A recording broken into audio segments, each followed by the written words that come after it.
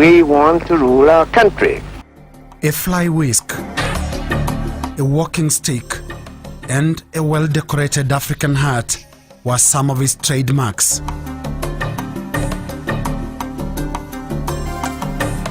The man of average height kept a bushy beard and tidily brushed his long, kinky hair backwards. Yet he was many things. A former carpenter, a one-time municipal water meter reader, and before that, a store clerk. This is part of the profile of Kamau wa Muigai, who later became Johnson Kamau, and more consequentially, Mzee Jomo Kenyatta. Brothers, I think I have spoken enough in this language. It is not my wish that I should be speaking to you in a foreign, and for that matter, in colonialistic language. And you, they had very strong eyes.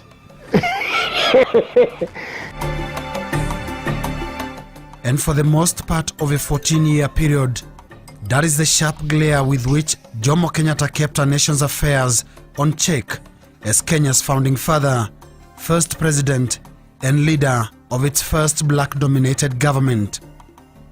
It was to a shaken, relatively young, independent nation that the news was announced on the morning of August 22, 1978, that Kenyatta's watchful gaze had dimmed forever.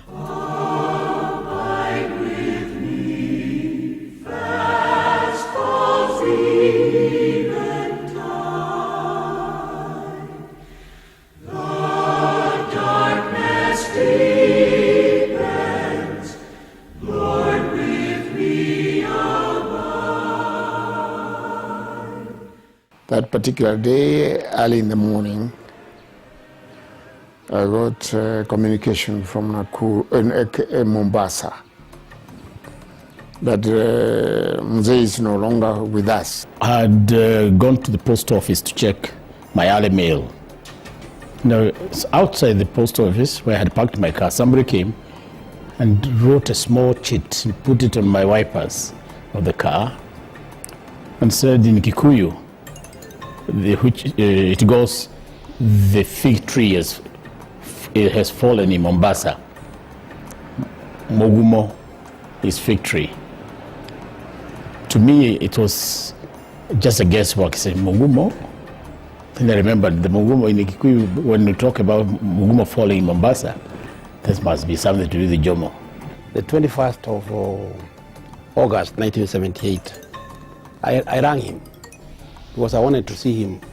Then I was told he's meeting with the ambassadors, but I told them to ask him to ring me when he comes. And sure enough, on the same day at about 2:30, he rang me. And I told him I wanted to see him the next day, which was now the 22nd August 78. And for the first time, we argued, or he argued with me, because he said, no, come now. He insisted, come. And then I kept on explaining. I said, look, let me come the next day, please. You know what he said to me? He said, shauri yako. And that was his last word to me.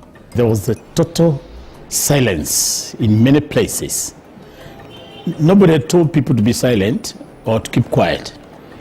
But there was assumption all over, A, that it was not possible Kenyatta can die, or had died for that matter. They thought it was a taboo to talk about the old man dying. So even if you told people that has happened, they didn't want to listen, and those who listened didn't want to respond. Kenyatta's death was our way out of into freedom, out of prison into freedom.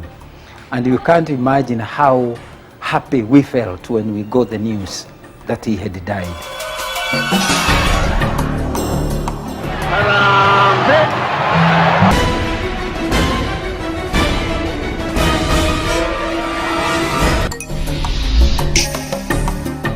The coastal city of Mombasa, Kenya's second largest city, was a favorite holiday destination for Jomo Kenyatta.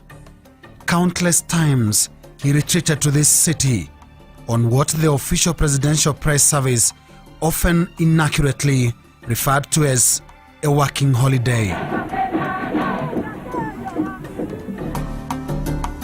On the morning that he passed on peacefully in his sleep in Mombasa, Simon Mwangi Wambogo was the police officer on duty at the communication operation room at the police headquarters in Nairobi.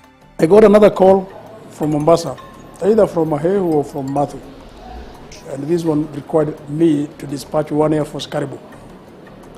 And that should be flown by none other but the Air Force commander, Kanogi Churu then. We were connected with Churu with a radio telephone to his house. So I also called him. And the first thing he asked me, because Gichuru was once my boss, he asked me, what is your rank, by the way? I said, I'm an inspector. Since when did the inspectors give orders to colonels? He said, sir, I'm not ordering you, I'm saying, I'm relaying message from State House, Mombasa. The Karibu must fly to Mombasa, and you should be the pilot. At around 6:30, I got another call, this time from Mahehu, from Hinga. And he says, can you order all the provinces to lower the national flag and the police flag half-mast? And I did that. For me, it's just to call every province. And when I call the PPU in each province, what he does down there, it was his business. So that was done. And then I was beginning to receive calls now from the State House. Karaidi was already there. And he says, cabinet meeting should be due any time. It should be there like now, and I want the cabinet here. Simeon Nyachai was at the time the provincial commissioner in charge of Central Province, that includes Gatundu, the native home of the late president. The main purpose of giving me the message first was to ensure that all the government machinery in Central Province were given that information very quietly, because the moment the news came out through the media, a lot of people in Central Province will be asking questions, what has happened and that kind of thing. But the one person we hadn't found is the Vice President, Daniel Moi. And when I became completely frustrated, it became necessary for me to talk to the province. They didn't know how to reach him. I went down to the OCPD Baringo, and OCPD Baringo could not raise him. And we were not able to raise him even using the radio system in his escort vehicles. When the OCPD went to physically look for him, at about 8:30, he was told that Moi had left with his convoy of security detail, heading outwards instead of coming to Nairobi. Because Mahehu had informed me that he had talked to Moi himself and had informed him that the president has died. So when OCPD told me that, I told him, follow the way he followed until you catch up with him and make him come to Nairobi, because it's the only reason why the cabinet meeting will not take place. I drove to the Vice President's house. That was the Honorable Daniel Arap Moi. He had also arrived from Nakuru. I had a short discussion with him, and he was also waiting for various formalities to be arranged. While I was there, the commandant of the GSU came with, I think, almost a platoon of his people, and put up the tents around the home of the Vice President. This is just a security precaution that once the news comes out, you don't know the reaction of various people. And there was need now for the potential successor to be given adequate security. Despite failing health and his advanced age, estimated at beyond 90 years at the time, the death of Jomo Kenyatta caught many Kenyans by surprise, including some key members of his powerful inner circle. Previous day, I was to have 2 appointments in Nairobi. He said, now you can go.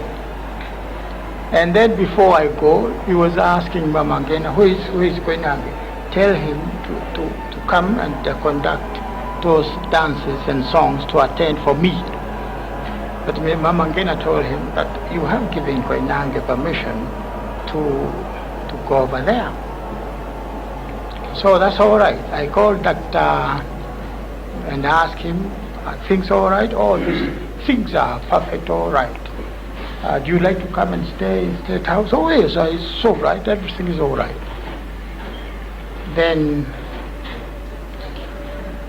when we heard this shock, it was really unbearable shock. It is absolutely true that I personally feel the deepest grief in my heart. For valid reasons, curious glances were directed at Kenyatta's inner circle, and subsequently, the mourning of Kenyatta's death went hand in hand with the anxiety over his impending succession.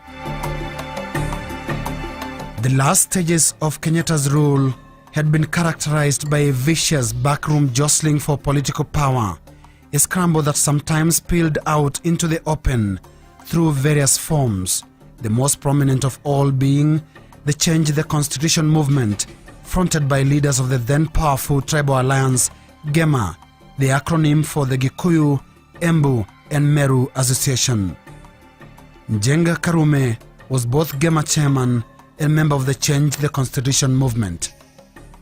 Mimi nilipoona hii niliona katiba vile inasema, hata tukazungumza tukiwa Ulaya huko Geneva na Kehika, nikamwambia unajua katiba inasema nini? Nikamwambia katiba, mimi nilikuwa naona sasa katiba ya nchi kama hii kusimamiwa na mtu mmoja kama Njenga Karume au mwingine, hadi president akifa au pengine awe mmoja hawezi kufanya kazi, automatic for 90 days vice president is the acting president.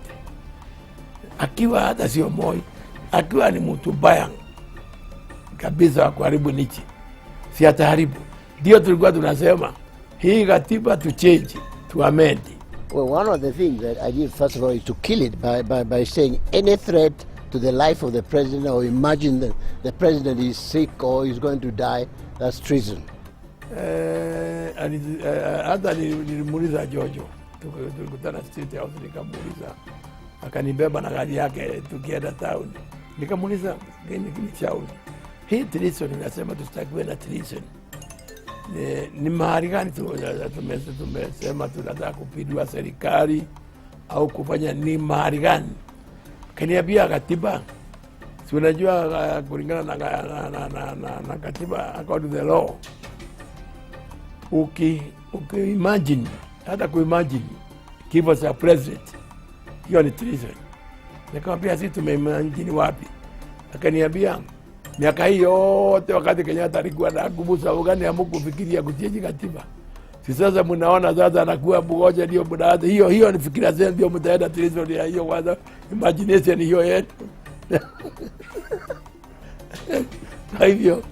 Kwa hivyo hiyo Jojo alitutisha na unajua Kenyatta angekubali tustakiwe. But the rapid pace of events on August 22nd appeared to conspire against whatever other schemes. On the same day, Vice President Daniel Arap Moi was sworn in as acting president, and he immediately embarked on his first task, the state funeral of his predecessor, Jomo Kenyatta.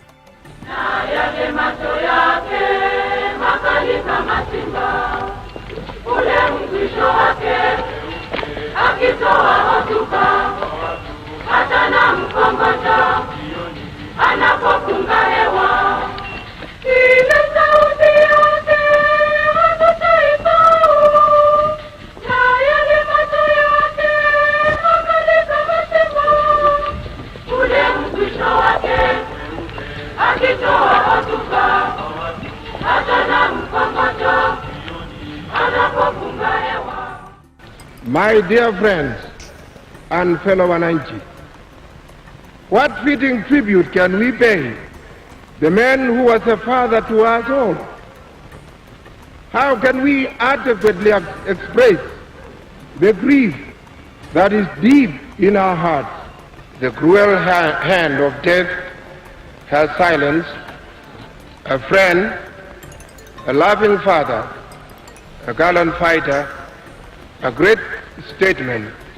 This was Mzee Jomo Kenyatta. May the Almighty God rest his soul in eternal peace.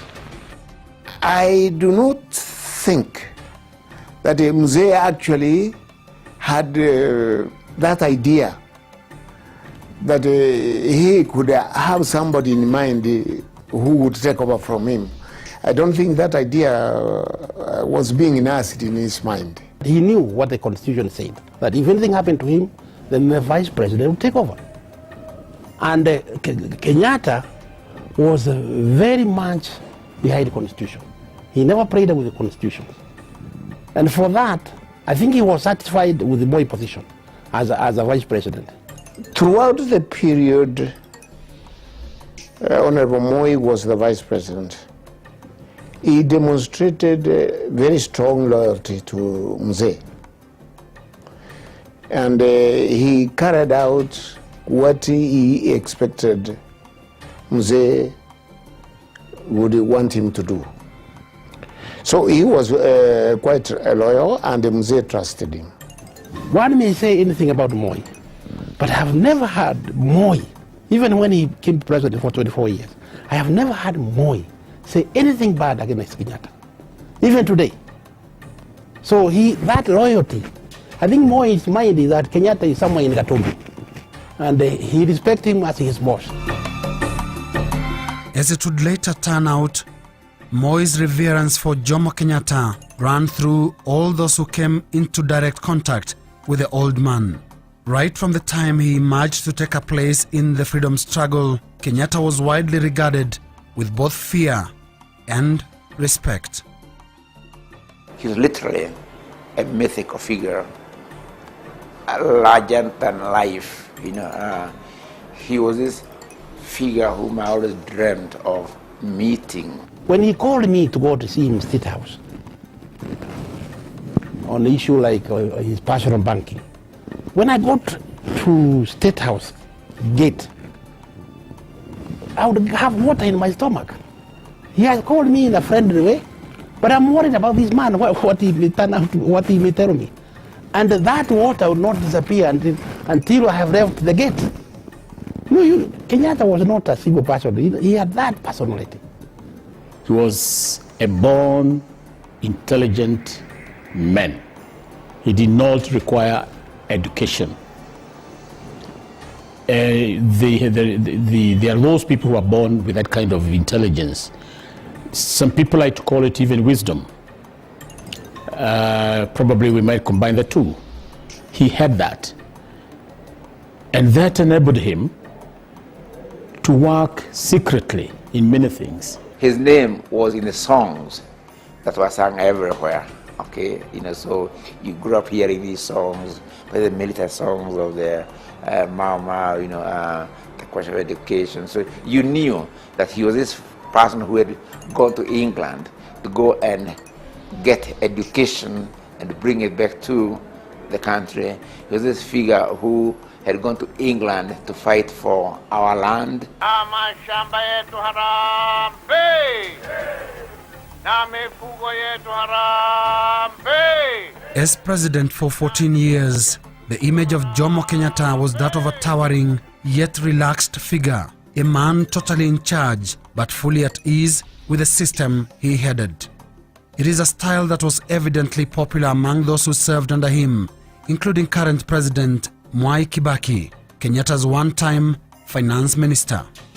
I have at many times remembered a time when soon after independence of this country, those of us that were given responsibility in various departments by the founder of this nation, Jomo Kenyatta, whom we all of us remember very fondly.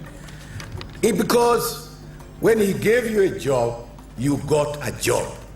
And there was no interference, and he would not keep ringing your juniors at night.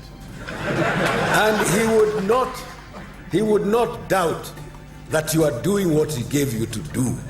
Mzee had what I would call in his own mind a system of command. A week would not go without Mzee ringing me up at least twice in the evenings to find out how things are in the province. And I came to know that he was doing the same with my colleagues in other provinces. He never liked gossip. If you gossip against me to Kenyatta, Kenyatta would call me and face you, say, what did you tell me about this man? And that way he would kill it. One day I was arrested near this is what you call Koja Mosque. I was just walking the street as usual. So the 99 car stops, saying, Mr. Chikuku, sir, you are wanted at State House by the president. But he didn't ring me. He said, but he asked us to look for you and take you there. So I got into the 99 car and so driven to State House. Kenyatta, ukienda useme maneno yangu huko, hata yangu ilisemwa akaita huyo mtu huko Gatunu na mimi nikaitwa. Kaambia hilo liniambia Ajeka Karume rudia leo. Kaanza kusema mzee ni watu wacha nyamaza. Watu gani unasema tu watu walikuwa nasema ni ile uliniambia mimi mwenyewe. They were having lunch. So I found Kenyatta at the head of the table. Next was Moi. Next Moi, Charles Njonjo. Next Charles Njonjo, GK Karivi. And then the bodyguard. But this seat on the left of the president was vacant. So when I came, he said, bana the kuku, karibu, karibu. Karia kiti. Data dhubu. Soup was brought. He took. Now, protocol never took place that day. It should have been after he has taken soup, it should go to Moi, then that way, then me. He took the thing like, karibu, kunywa thubu, unapata nguvu. So I chotted mine, then the ball went the other side. Bwana vikuku. Akasungwa. He knew a bit of Luya. Akasungwa means, what is the news? Sema, Amalai. Oh, just that is good news. Watu wa Butere wanasema nini? Now, I didn't know why I was called. He was just engaging me in discussion. So that time the fish had been brought, we were eating. Watu wa Butere wanasema nini? And I came out innocently and said, wanasema hii serikali ya Kenyatta ni serikali ya hongo.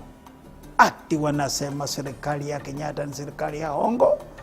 Ndio mtukufu rais. Kwa nini? Kwa sababu chief alikamatwa akichukua soya 10 shillings. Alikamatwa na superintendent wa Kakamega police. Red-handed, it was police money which was treated. So he handcuffed him, took him to Kakamega. After 2 weeks, he was returned. He was again a chief in the office. So watu wanasema hii serikali ya Kenyatta, huyu alikamatwa na hongo, tena narudi kuendelea na kazi. Hii serikali ya Kenyatta ni serikali ya hongo. Bwana Njonjo, ulipata hii maneno? Njonjo said yes. Ulifanya nini? Njonjo said we got the case, but there was a technicality. We couldn't quite get a conviction. So Kenyatta kept quiet and was becoming angry. I could see his face changing. Karithi, mtukufu rais, kwenda huko afisi yangu, pigia simu bwana Boit. Boit was the PC president. Ambia Boit kwamba ile chifu ya Marama, bwana Vikuku anaitwa nani? Anaitwa Jared Osora. Ile chifu ya Marama, Jared Osora, amefutwa kazi. Karithi took office, went to the office. From that time, Kenyatta never finished his speech. Nyama ikaletwa, anaendelea. He kept quiet. He never talked again. He was angry? Very angry. After some time, Karithi comes back.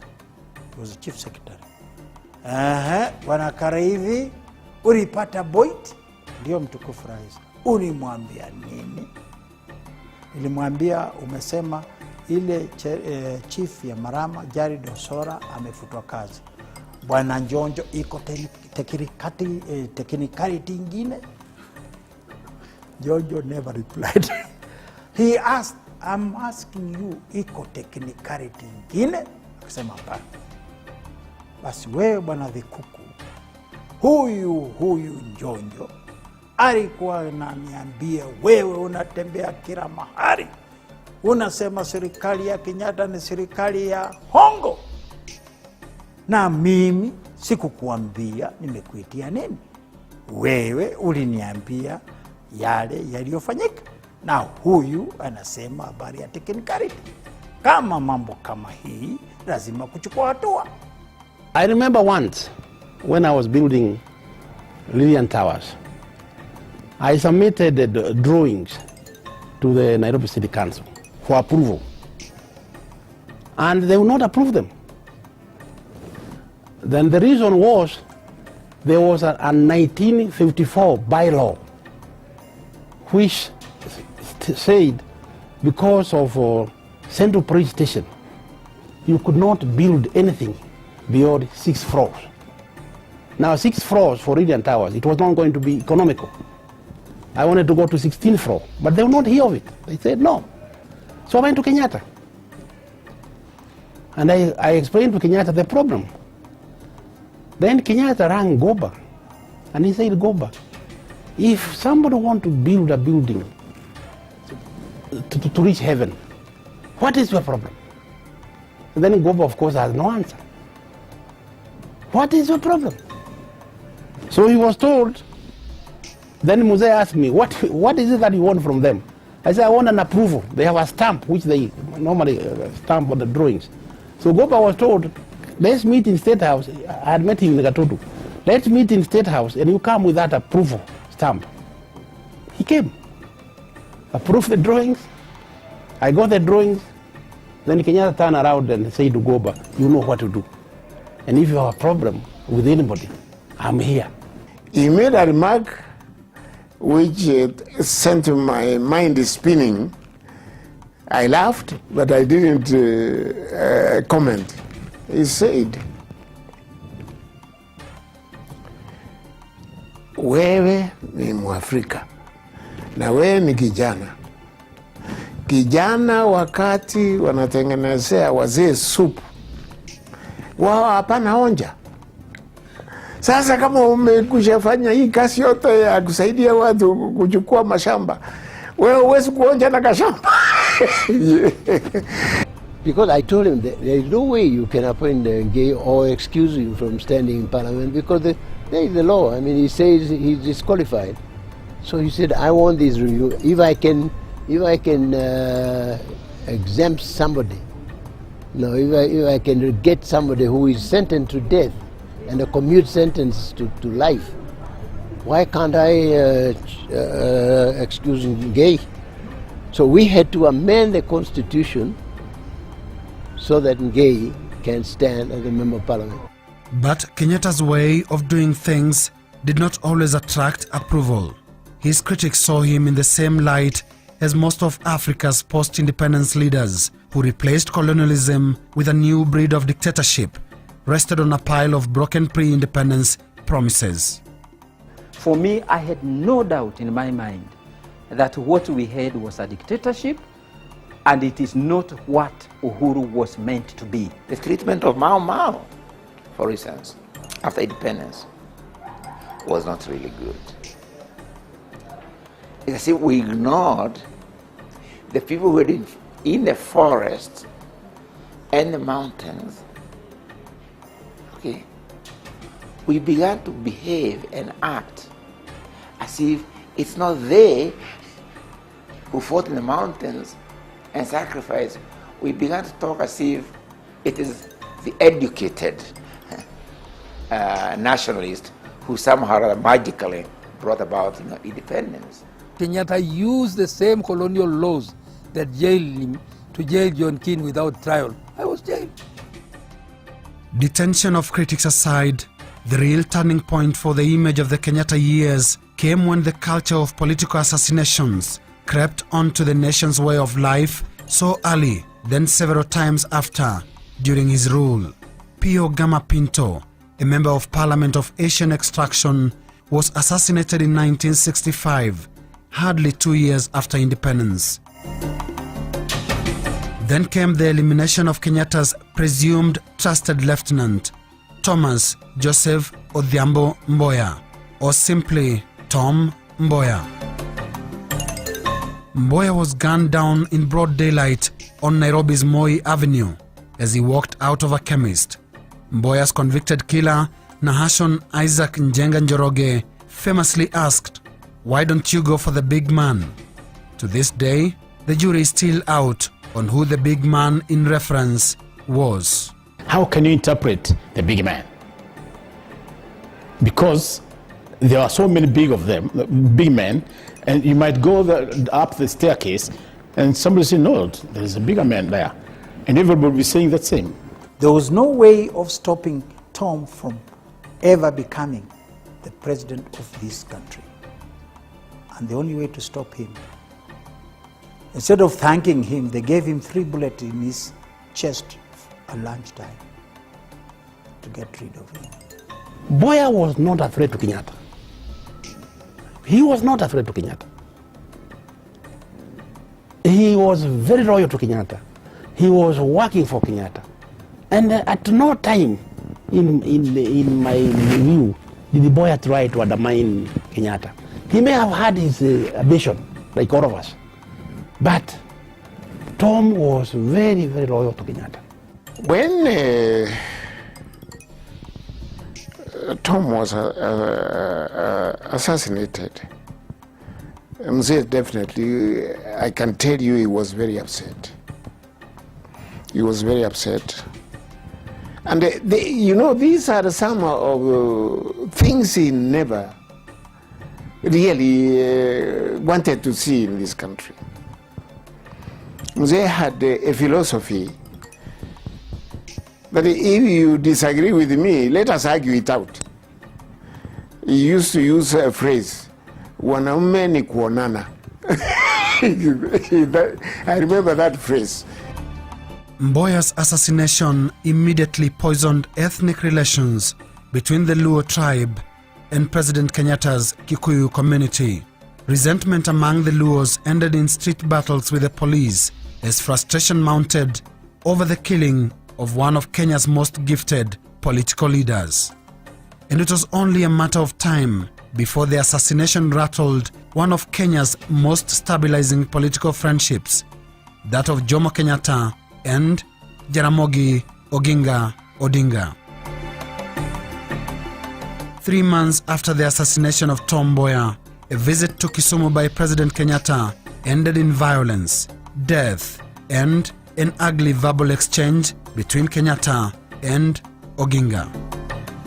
Mimi ningesema kama si heshima ya urafiki wetu na wewe Odinga, mimi ningesema tia nguvuni leo. Waangalie ni nani anatoa nchi hii, kama ni KANU au ni vinyangarika wengine wanatawala nchi hii. Lakini mimi nasema kwamba kama hawa watu wako wachafu, kama wakitoa nyokonyoko, sisi tutawaonyesha kwamba Kenya na serikali yake, kwa sababu hata ndugu yangu mwenyewe, kile nilikupenda wewe, sikumpenda ndugu yangu kama wewe. I only saw him upset one time when we had that incident in Kisumu. He expressed his unhappiness in a very strong language in Kisumu, where the incident took place. After that, Mzee never talked about it again. No. He had a very soft heart for Jaramogi. Not at the expenses of Boya, but they were like his children. Up to the time Mzee passed on, I never heard him say anything adverse about Jaramogi. Seeing them with Odinga and the way they were interacting, it was very, very powerful, for me. So I was very sad when they fell out, years later. The Kisumu incident in 1969 virtually ended the Kenyatta-Odinga warm relations. Kenyatta never stepped in the lakeside city again until his death, while Jaramogi was systematically consigned to the political wilderness. But political assassinations were not to take a long break. Josiah Mwangi Kariuki, or J.M. Kariuki as he was famously known, was murdered in 1975 under circumstances that heavily rendered suspect operatives within the Kenyatta administration. The problem between Kenyatta and JM was a problem of people who wanted leadership, and they thought JM is growing too fast. He's becoming too popular.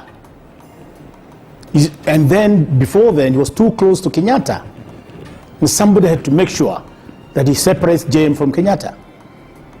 And indeed he was. There was even a song, Maheni Maro. That was actually an interpretation that here is water which we were drinking, that is supporting our government, and it has become bitter. I would tell him, say, this is what has been formulated as a song in Central Province and so on. And it was a serious problem, very serious. To say JM wanted to overthrow Kenyatta, JM wanted to take over from Kenyatta, there was no such a scheme. And if anybody knows it, then he's keeping it too secret for no apparent reason. Zay was very, very upset about this thing.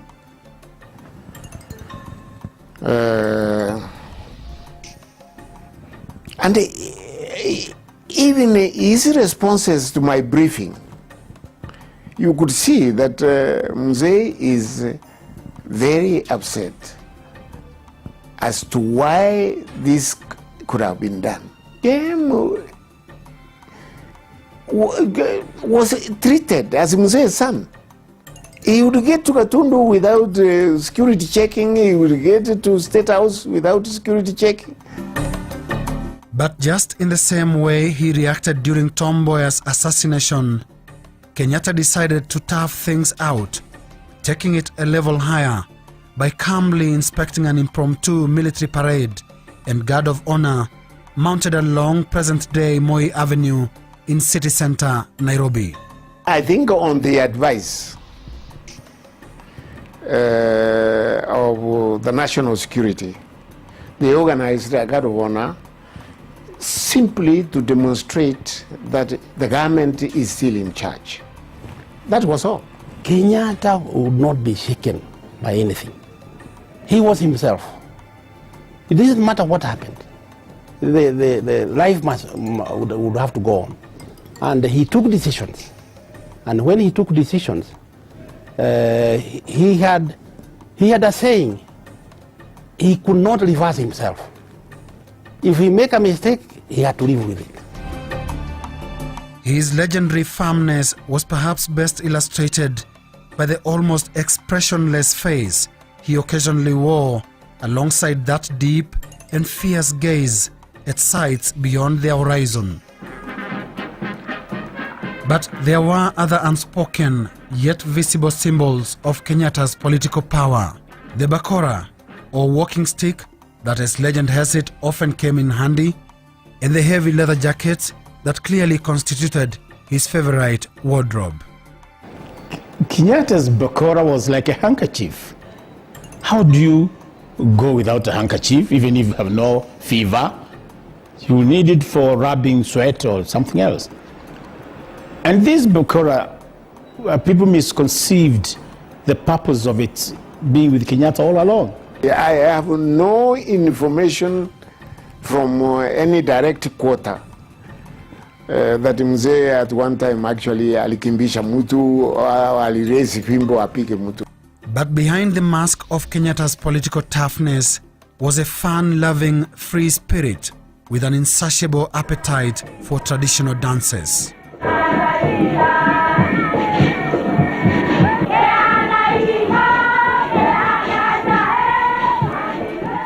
It was another way of relaxing him. You know, as a head of state, you have so many things coming to you, and you have so many people coming to see you. Then there is what is perhaps the little-known side of Jomo Kenyatta. That is, a Jomo Kenyatta full of fear. Fear for aeroplanes and fear for lifts. Kenyatta did not like flying, you know, out of the country.